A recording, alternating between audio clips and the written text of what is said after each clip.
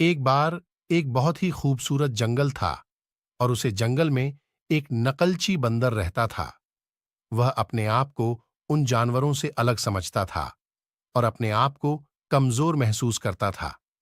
वह सोचता था कि वह इस जंगल में नहीं रहा रहेगा क्योंकि सब जानवर उसे शक्तिशाली है, बलशाली है और वह सबसे कमजोर है। वह हमेशा उन सबसे अपनी तुलना करता था। जैसे वह सब करते, वह भी उनकी तरह करने की कोशिश करता। एक बार उसने कछुए को धीरे धीरे पानी में जाते हुए देखा और तैरते हुए देखा, तो उसने उसकी नकल करना शुरू किया।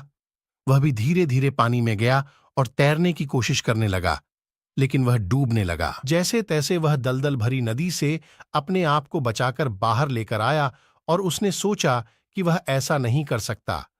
वह दूसरों की तरह नहीं बन सकता और वह उदास रहने लगा। उसने सोचा कि अब तो वह बिल्कुल भी इस जंगल में नहीं रहेगा और वह वहां से जाने के लिए तैयार हुआ। तभी उसे महसूस हुआ कि शायद कोई पशु या पक्षी वहां पर फंसा हो और उसे उसकी मदद की जरूरत। तो वह भक्त दौड़ता, हर पेड़ पर उछल कूद करता हुआ वहां तक पहुंचा।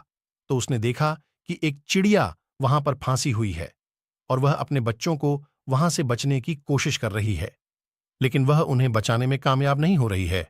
काफी देर तक देखने के बाद बंदर की बहादुरी देखकर चिड़िया बहुत खुश हुई और वह बोली कि तुम सभी जानवरों में सबसे श्रेष्ठ हो। तुमने अपनी जान की परवाह न करते हुए मेरे बच्चों को बचाने में मेरी मदद की। मैं तुम्हारा शुक्रिया करती हूं। यह बात सुनकर बंदर बहुत ही खुश हुआ और उसको एहसास हुआ कि वह किसी के काम आया, और अब उसने सोचा कि वह जंगल छोड़कर नहीं जाएगा। यहीं रहकर बाकी सारे पशु पक्षियों की मदद करेगा। तो हमको इस कहानी से यही सीख मिलती है कि हमको कभी भी अपने आप को दूसरों से तुलना